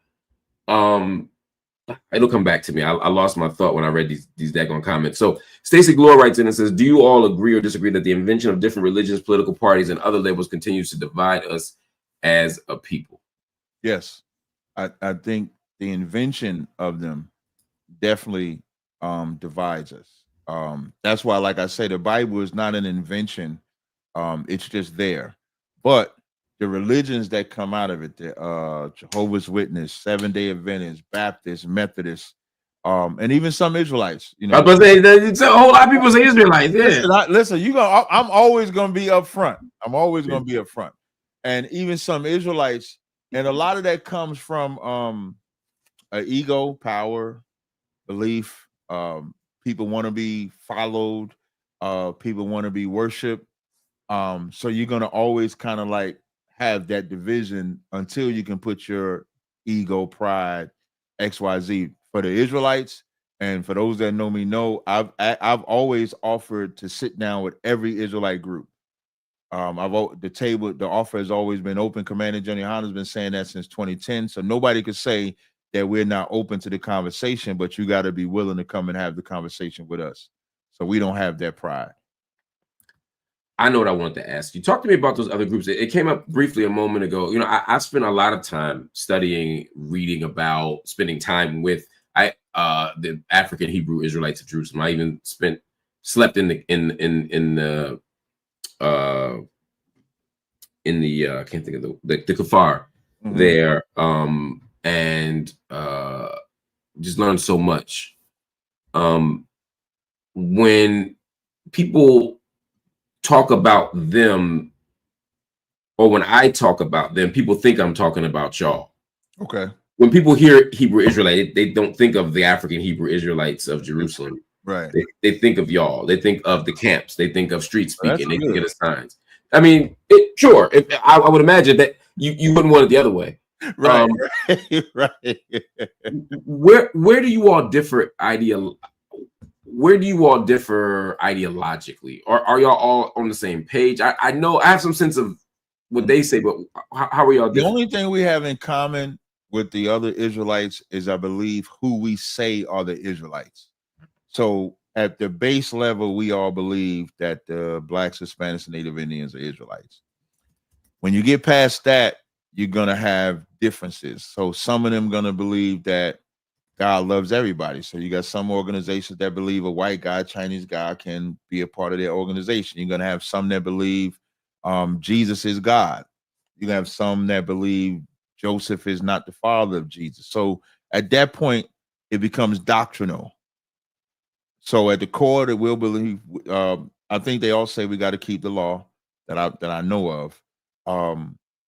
Outside of that, it's just going to become doctrinal at that point. Christian ministers often tell me, at least the ones who I think are well read and thoughtful, that Christians can differ about doctrine. They appeal to Paul and say, Christians can appeal.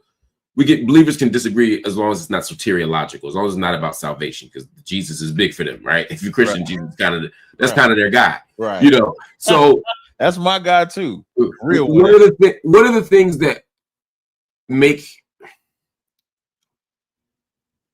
like you said, there are doctrinal differences among different Hebrew Israelite groups. What do you all have to believe in order to be of the same sort? Like what's non-negotiable for y'all?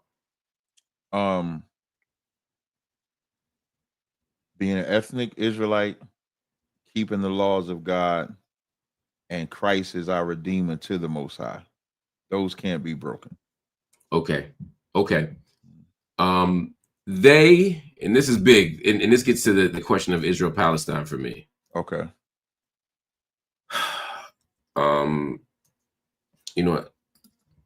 I'm full transparency. I'm doing my own production right now. I want to put this banner up now so it comes up. Yeah, do your thing, man. Do your thing, brother. It's all right. Because sometimes I get to talking and hosting, and I'm like, you know what?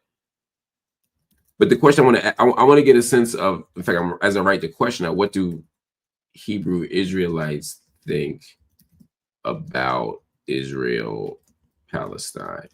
But I'm gonna start that question.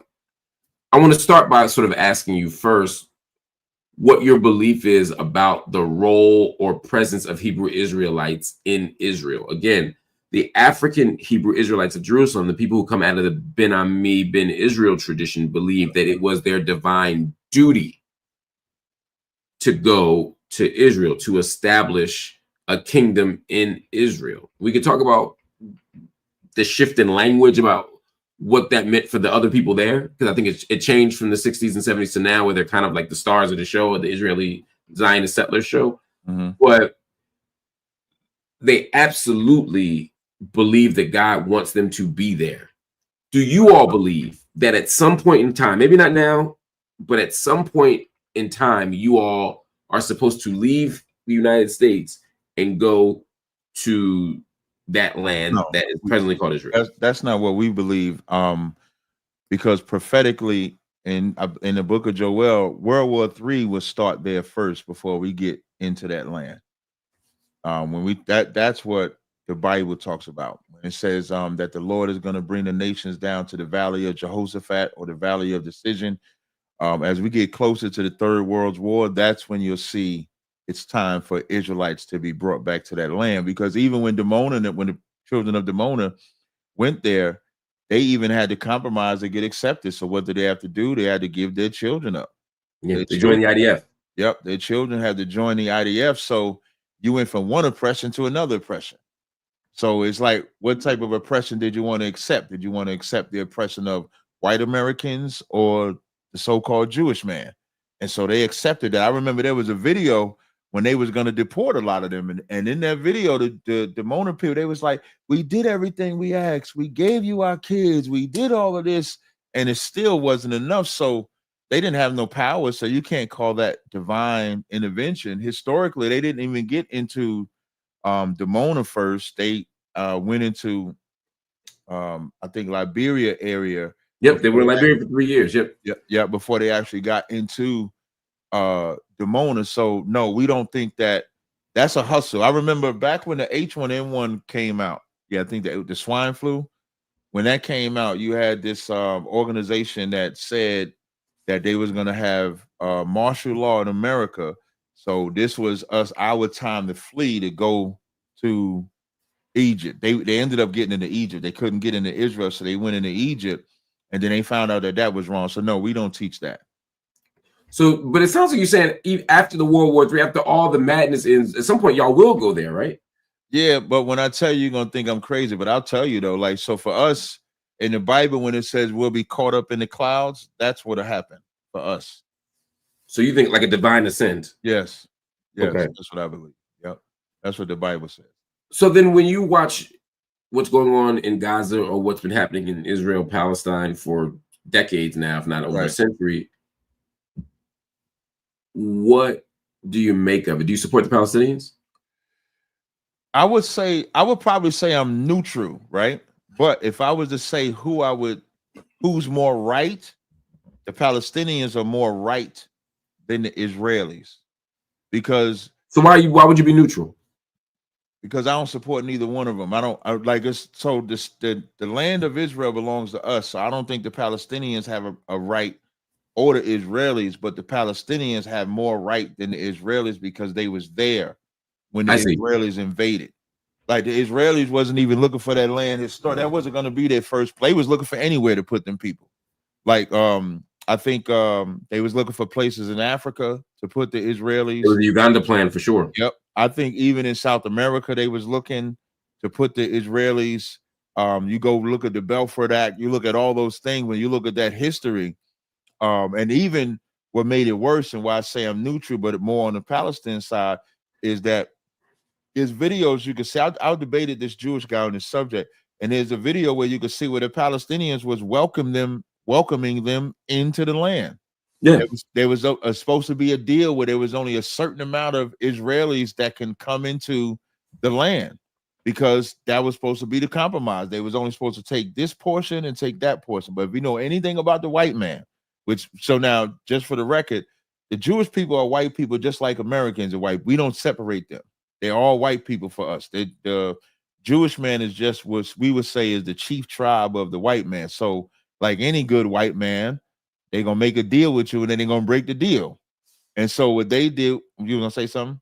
No, my brain is moving. Go ahead. So what they did was they broke just like they broke the treaty with the Native Indians over here, the Jewish man just broke every treaty with the Palestinians. And so because the goal of the Jewish man is to take everything, they would rather eradicate every Palestinian if they could.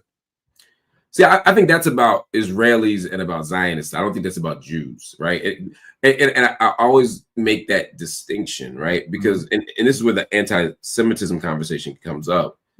For me, I don't have any criticisms of Jews for being Jewish or as Jews, right? I don't, I have issues with the Israeli government, and although it is a Jewish state, I don't have an issue with the Israeli government because they're Jewish. I have an issue with the Israeli government because they're committing genocide right now. And if they were Christian or Muslim, or if they were, if they were ethnic Albanians, or if they were Negroes, a genocide is a genocide is a genocide to me. And so for me, the issue with what's happening in Gaza isn't about Jewishness, or the issue about breaking treaties, or about sort of going from sharing the land to taking over the land and making an apartheid state, which is what they've done, is about, it's not about their Jewishness. So for me, I always want to make that distinction. But for you, and when I say you, I mean your organization as well, you all have been pretty sort of transparent in saying that you all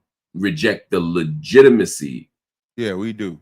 Of European Jews. Yeah, we reject all of them. I remember Helen Thomas, that white woman, told that reporter when she said they should go back home, and the reporter said, "What do you mean?" She said, "Well, they should go back home to Russia and Poland and Germany."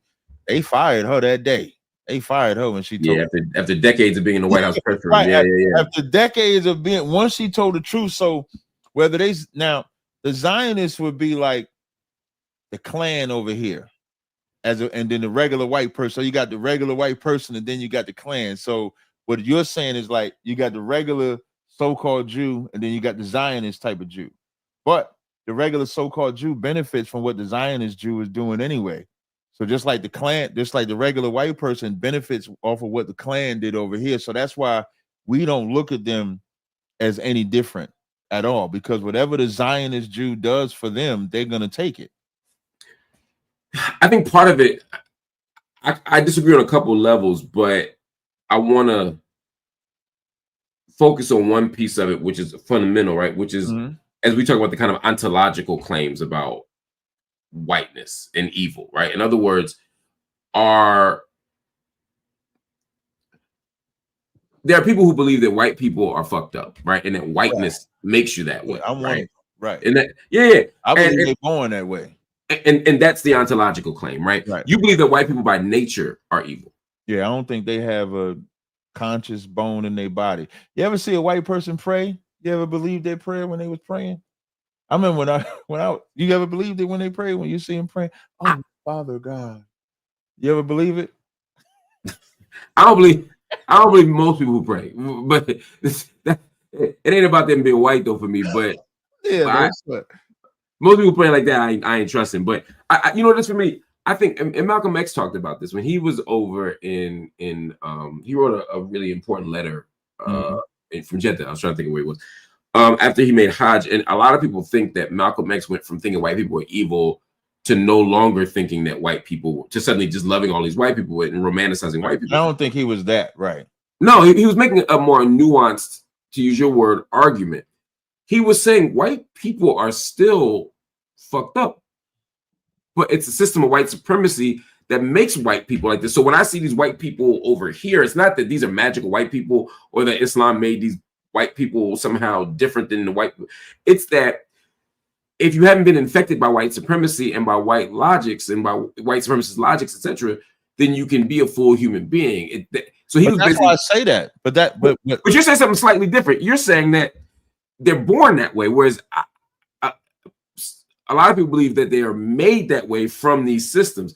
But you're saying a white baby doesn't have a snowball's chance in hell of being anything other than this. My man, I think it's Muhammad Ali made that analogy when he was like, if I'm at the door and it's 1,000 snakes coming and 200 of them are harmless and the other 800 are poisonous, do I take the time to sort them out, or do I say F them all? That's probably a better analogy. So can you find a good white person? You might be able to find a good white person. I just wouldn't waste the time to find it. Like history, and that's just from history. History shows us. That's fair for 99% of the world to say. Right. The reason why I won't let Captain Tazaryach say that is because you also are making claims about faith. So we're not, because you can be pragmatic about it and say, look, what it's so many, I can't pick out the good ones, right? I think white people, if you believe that so many white people are fucked up that you ain't got time to be pulling out the special ones, I hear that as a pragmatic argument, even if I don't agree with it. But the problem is, if you're helping people and guiding people toward faith, and we're making claims about what people are by nature, then we're making claims about how God, based on this conception of God, how God sees us, how God creates us. And so did God create white people evil, or did God not create white people? No. So in Romans the 9th, that's actually a good question. In Romans the 9th chapter, and what's beautiful, this is in the New Testament for all the Paul lovers. So in Romans the 9th chapter, Paul says, as it is written, Jacob have I loved, Esau have I hated. Esau is where white people come from, the so-called Jew or the Klan member. They both come from Esau. And then right after he says, Jacob have I loved, Esau have I hated, he says, what shall we say then? Is there unrighteousness with God? God forbid. And when you keep reading, it says, does not God have the power to make one vessel of honor and one vessel of dishonor? So then people are gonna have to face the absolute conclusion that God created the white man as a vessel of dishonor, but he also created us as a vessel of honor. So why are we following the dishonorable one? Because when we follow him, if you think about our criminality, our over-sexualization, our drug use, our very way of life in America is predicated on being American, and that's been dishonorable. If we were to be honorable and obey the laws of God, then we would set a whole new precedence. So he did create the white man to be evil. Now I'm going to ask you one more question about this. This is a question of theodicy, right? This question of God and justice. This question of why do good things happen to bad people and bad things happen to good people? Again, this is for the audience's sake. Right. In the Nation of Islam, the same question was asked. Why does God make devil? Right? Why would God create this dishonorable being when you could just not do that?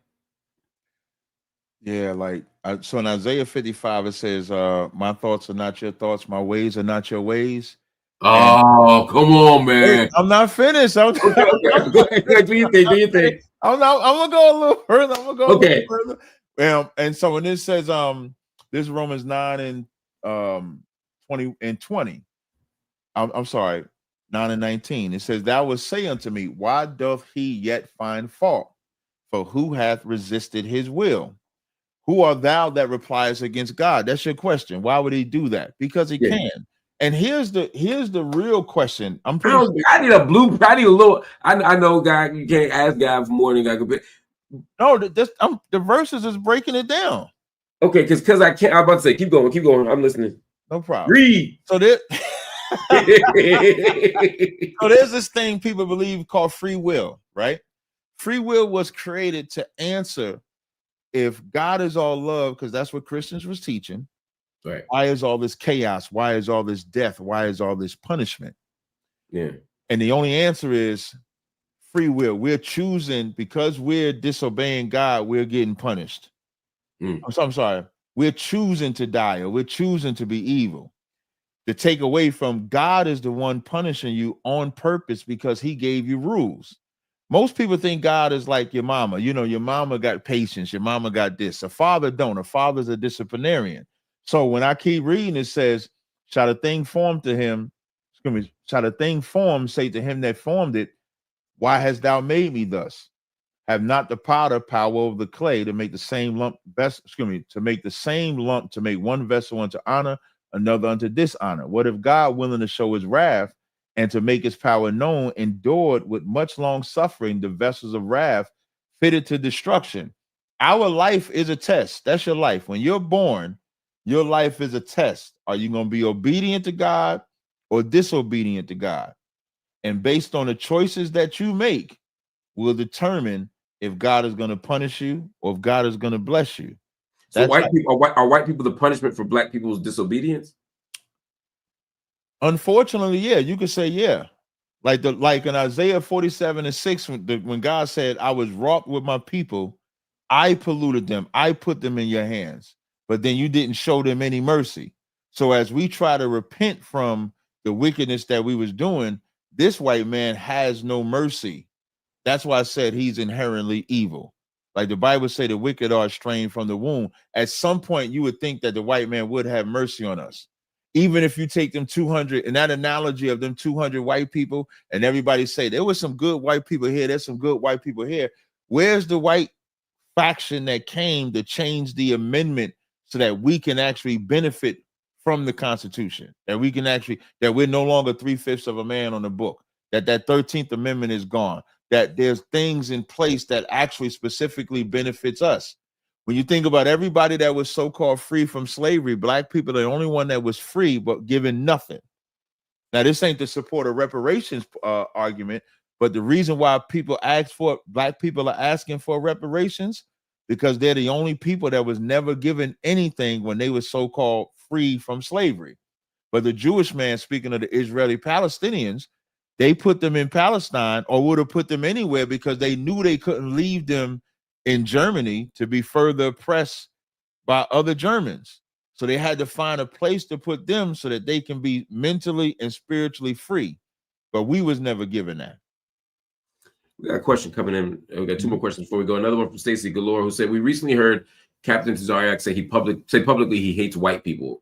I'm curious to know if he hates white people more than gay black people. Do you hate gay black people? I don't want to presume that you hate gay black people. I don't. Okay, hating black people is probably something I would never do. I hate what they do, but I don't hate them. Like, if a black person repents from their sins, they could be my brother or sister. But there's nothing that a white person could do that they could be my brother or sister. What sins stop someone from being your brother or sister? For example, if someone is not observing the Sabbath, are they still your brother? Yeah, so because they might not know, how to keep the Sabbath. So what if they're gay? Is a gay person your brother? A gay person is my brother of the flesh, but he's not my brother. What I mean by brother of the flesh, if he's black, all black people are my brothers. All black women, all black people are my brothers and my sisters. But that lifestyle will keep him separate from me. He couldn't hang with me. He couldn't sit with me and be gay. He would have to give up being gay. That's rough. I would argue you can't do that, but that's why I said that's rough. Because how would you know that they're not gay? I mean, that's like homosexuality is like. Do you really believe it's just a choice? You don't believe people are born gay? No, I don't believe people are born gay. Most people are gay from some traumatic childhood event. Oh no! Yeah, you think they're born gay? Yeah, nah, yeah, for sure. I think people are born with all kinds of identities across the spectrum. I think it's a myth and a dangerous myth to think that everybody who's gay or most people who are gay are been like abused or traumatized, because it also reinforces the idea that gay people are predators as opposed to people. Most gay people are predators, though. No, I can't let you. Let's move on from that because we're not going to agree on that. And it doesn't feel. I would not feel responsible or principled to let that conversation. No, we can go move on. Bring It to Green said, speaking of seeing these guys in Philly, I'm curious what the opinions are of Move. Is the captain down with Ramona Africa? I'm not. I know of Move, but I don't know about it. Like, I just know that you're not a Philly guy, so yeah. I'm from Jersey, y'all. I just went to school in Philly, so I just know of Move. I know they was falsely attacked, I believe. For sure. What they was doing, but I don't know the whole history of Move to answer that. That's fair. Shout out to Isaac Hempseed, who just gave us 5 memberships. Thank you for donating, as always. Looks like a white guy. Look at that white guy gifting membership trying to buy. I don't think he's white though. Okay. I'm only saying that because he made a point of saying something about white people, and he could have been being funny or criticizing himself. But he made a comment. Yeah, let us know in the chat if you white. Yeah, let us know. Let us know. We got lineage questions. Kali JNS Nakhti University said, can you ask him about what the Lion of Judah means to him and what he thinks of Islam? I think we know the second part, but right. I'm curious to know what the Lion of Judah means to you. The Lion of Judah, so each tribe has a signal or sign about them. Ephraim has the unicorn, Levi has the Urim and the Thummim, Benjamin has the wolf. So the lion is the symbol of Judah. So she must be talking about my yes. I just because I forgot I didn't even we both slow. I'm like, at it either. As I look to the right, I see that the Lion of Judah is right there. So that's the tribe I'm from. So this was actually gifted from me by a good sister in Detroit. She has sent this to me. So the Lion of Judah in Revelations, I think it's the 5th chapter. It calls Christ the Lion of Judah. So I'm a Judite, Lion, King of the Jungle. That's what that is. As far as the Islam, it's great for the Arabs. That's what I'll say about Islam. You got a lot on your plate. You're a busy man. I don't know if you follow everything going on in the world, but Kanye has pulled from y'all from time to time.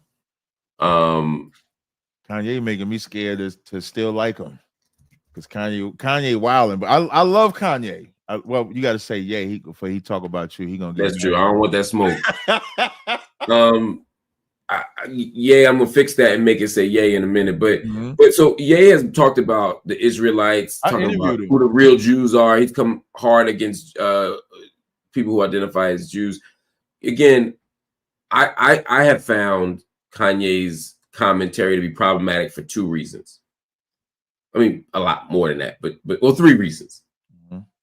Reason 1, I think it's deeply harmful to an abusive and racist and all the other things, or whatever words you want to use, to the way he's talked about Jewish people writ large. I think is unacceptable, deplorable, and I think the word anti-Semitic is overused, and I think it's used in ways that deny our ability to have legitimate criticisms of Israel. and legitimate criticism, but some things are actually anti-Jewish, and it's attacking Jews for being Jewish. And when I see Ye do that, when I see him talk about wear Nazi stuff and KKK outfits, and and explicitly say that he loves Hitler, and start calling himself Yadolf Hitler, I can't support that, and I don't see any value of anybody supporting that, no matter what your religious or political beliefs are. And unless your religious and political beliefs are anti-Semitic, I don't see how it could be okay.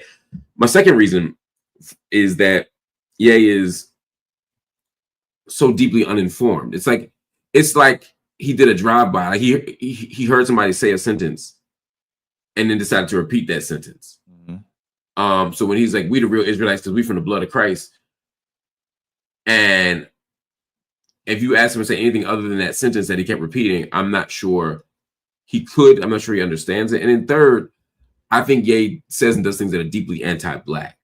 Right. Even in the context of attacking, I mean, like, supporting Nazism and Hitler is evil to me, no matter what.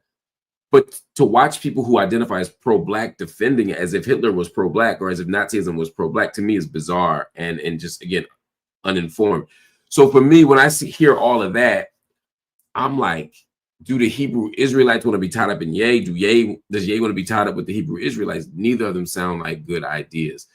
I interviewed Ye on Clubhouse back when the Kyrie Irving thing happened, right? And so what I first say about Ye, he's a free man in the sense that he's free to just say what he wants. But now with that said, unlike an Israelite that's doing it for their people, Ye's is based on rejection first.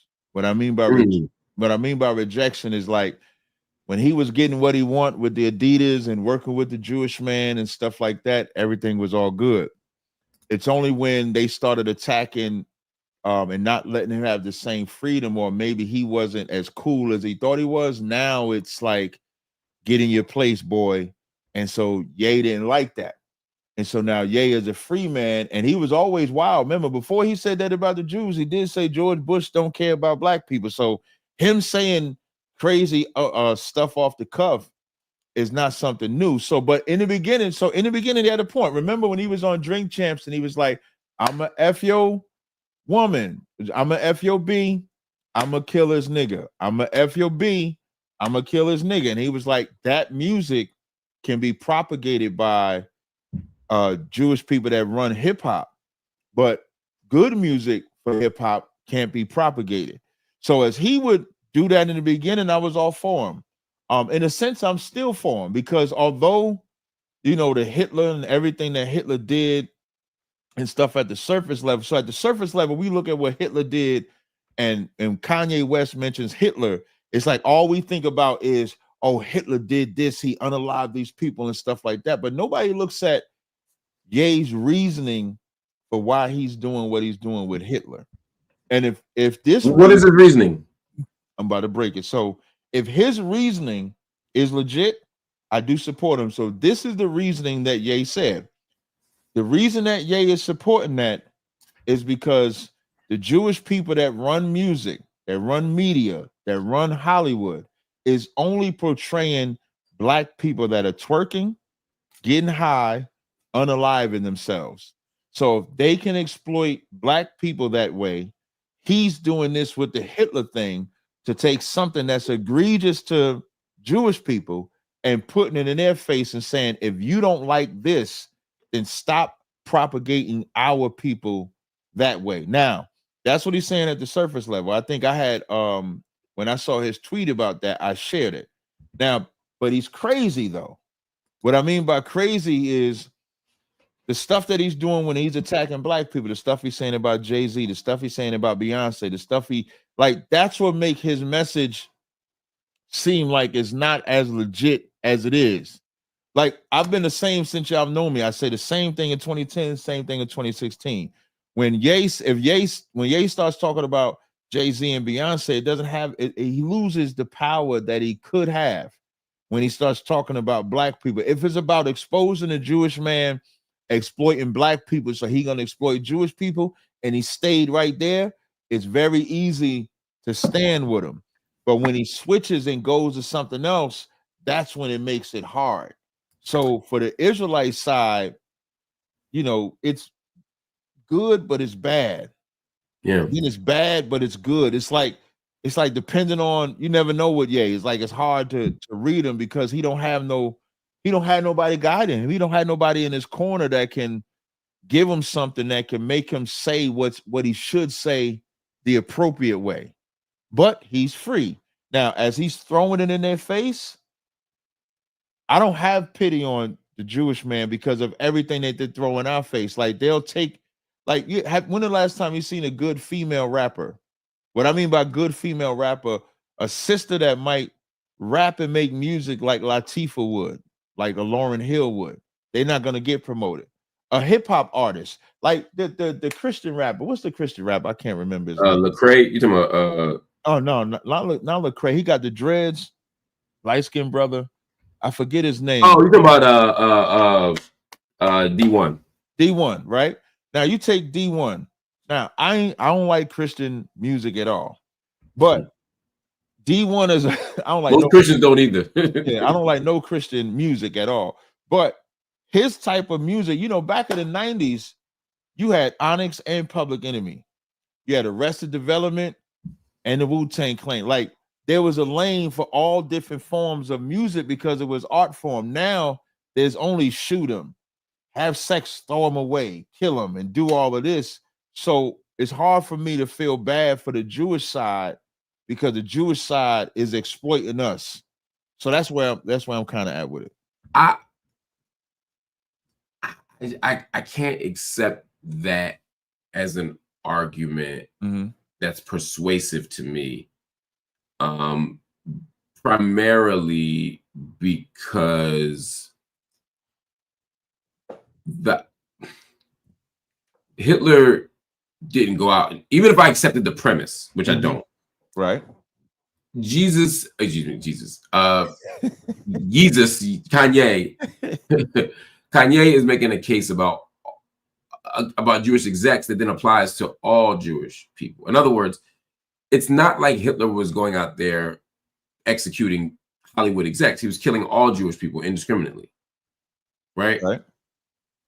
And so to say that I'm mad at Hollywood executives and music executives, excuse me, actually more music executives who happen to be Jewish is problematic to me. For one, it's not their Jewishness that he's presuming that it's their Jewishness that makes them act that way, as opposed to the fact that they're just music execs. And I say that because Black music execs also traffic in Black misery and Black pain and all that shit. So, you know, when I see what the Black exec does and what the Protestant does, the Gentile, the Jew, whatever, I see them all do the same thing. I think that's a function of capitalism. So for me to point out their Jewishness as the reason, already sets us on the wrong course. But second, why not go after them instead of using a symbol of Nazism that has been used to do harm to all Jewish people, whether they have done anything to anybody or not? It's collective punishment. It's saying I'm going to do, and the problem is symbols of Hitler and symbols of Nazism people aren't making distinctions about who to apply them, even if I accepted that all those executives were evil. Those images encourage violence against all Jewish people. They encourage violence against all vulnerable people. And Jews have been vulnerable for centuries, not just since the Nazi era. So for me, I think it's deeply dangerous. And it kind of loses the plot a little bit. Right. And yeah, that's why I say I don't agree with his methodology, because it don't have no structure. It's all over the place. But like, okay, I'm glad you said that. You know what I mean? Yeah. So that's what I'm saying. Like, it's good and bad, it's bad and good. The statement that he made, but then the way he's going about promoting the statement is where I disagree. But I'll tell you like this: what he's doing with putting Hitler in the face is no different than slave movies being put in our face all the time. Even the music. No, when you watch a slave movie, you don't walk away thinking that slavery was good. No, but the mental psychology is for black people to know their place. When you talk about the music, now we're stereotyped. Black people are, and the crazy thing about the stereotype, I was watching Bill Cosby in the 70s make the same statement about black on the black on black crime that we do now. Not the side, I'm gonna just say what he said. It's gonna come right to my point. Bill Cosby was doing this interview in the 70s, and he was like, y'all keep telling me about all these crimes that we commit, but when I go read the newspaper, whenever a white guy commits a crime, it doesn't put their race. It doesn't say the white guy unalive this one, but when it's a black person, they always make sure they put a black person. Like, why don't they make it the same? And so when what Kanye is attacking from Hollywood into music does create a stereotype. You could see it in the election. In the presidential election, when Kamala Harris, who decided to be black for the election, when she selected the black people to promote, she had Megan twerking, she had Glorilla. Why is Megan and Glorilla the representation of us?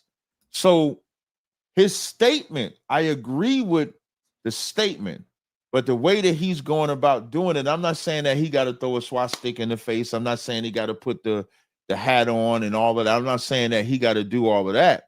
But what I am saying is that statement of that statement of why he's doing it. Let's not act like, when I'm saying, I'm not talking about you at all, Mark. When I'm saying, talking to the audience, let's not act like there's never been an exploitation of us to keep that stereotype there. Even when we get unalive, when we do a crime or anything like that, like the brother Carmelo Anthony, they're trying to paint him out like he's this exorbitant criminal, bad guy, XYZ like that, when he just defended himself. Anytime a black person is involved in any type of crime, they look for something bad about him. If he's unalive, they do that. So there's always been this stereotype, and most people think that Jewish people run media, which is why Kanye West has taken the position of Jewish people running media. And so that's why he's attacking it. So I don't agree with his methodology, but his premise does have validity to it. Before you guys, got to ask you one more question. What's the UFC belt about? Oh, because I'm the champion in debate. So this belt was actually given to me by Tommy Sotomayor because he said I'm the champion of debate. So I debate a lot. You know this, Mark. Yeah. I've done a lot of debates, so that's my belt for being a champion. I didn't know if you were secretly doing some MMA or something. Nah. Is self-defense training part of the? Oh, definitely. Yeah, we actually at the Passover, the 2025 class of Hebrew Academy. Like I graduated from the class in 2012, so we do a training, and ours is self-defense. I'm glad you said it like that because we teach people self-defense. We don't teach people to go on offense. We teach you to defend yourselves. Know when to defend yourself. So the 2025 class in IHBK just graduated this year. So we do teach that as well. Wow. Time is moving, brother. Look, I got to go. We're at the 2-hour mark. Yeah, I looked up at the clock. I said, damn, it's been 2 hours. I know. And I could do another 2, man. But yeah, I appreciate you. We're going to have you back so we can build. And maybe we'll even organize a debate with you and somebody who's a worthy opponent. So y'all can go at it. I'll just moderate. Yeah. Anyway, brother, thank you for spending some time with us, man. Thank you for no problem at all. teaching us about your teachings. And I think it was a great conversation. I gotta have you back soon. Likewise, man. Definitely, man. You take care. You too, brother. All right, everybody. That was Night School for tonight. Hope you enjoyed it. It was complicated. It was interesting. It was compelling. I'm sure some of y'all had strong disagreements with some of it, and others saw points of resonance. So hopefully we can build and have a deep conversation with our Q&A afterward. The next time we talk to really get into it. But I want to read just a couple more comments. Kali from Nakta University said, Lion of Judah, rise and blessings to humanity and Palestinians. All we need is love. I would say we need more than love, but we do need love. Tracy Eva became a channel member. Thank you so much for joining the channel. I appreciate you. Thank you. Bring It to Green. You said, maybe homophobic men are just afraid gay men will treat them the way they treat women. It's a provocative thought. Kylie said Kanye West is a part of the tribe of Judah, but he has crashed out and his rhetoric is problematic. Jazz LP said, sir, did you choose to be heterosexual? Just like you didn't choose to be heterosexual, gay people didn't choose to be homosexual. Cut it out. That's Dallas's finest. Jazz LP responding to a comment that was made earlier in the show. Anyway, thank you all. I appreciate y'all for watching. Hit that like button, hit that subscribe button, and if you're so inclined, hit the join button. Become a monthly paid subscriber to the channel so that we can have the financial stability that we need to do the work that we do every single night without fear of intervention from the powers that be, from the corporate media outlets, from the mainstream media platforms. No, we want the people to fund this. So please do it. If you can't make a monthly commitment, at least make one commitment at a time, one payment at a time. You can go to Cash App, PayPal, Venmo, or Zelle and drop something in the coffers. It could be $1. We are grateful, y'all, family. If everybody gave $1, we'd be so happy. If everybody gave $1 million, man, life would be changing. There would be signs. But I'd love if someone did that. But don't worry about giving $1 million. Don't worry about only having $1. Just give what you can. But what would be ideal is if everybody watching today could give $5. If you just went to Cash App or Venmo and just dropped $5 in, we would have more than enough money to meet our financial goal for the month. So please consider it. Please consider putting $5 in Cash App, PayPal, Venmo, or Zelle at the platforms you see here on the screen and making a donation. I would be so grateful. Anyway, I'll see y'all later, family. Pass the content around, like it, share it, subscribe to it, but most of all, study it, because that is what night school is all about.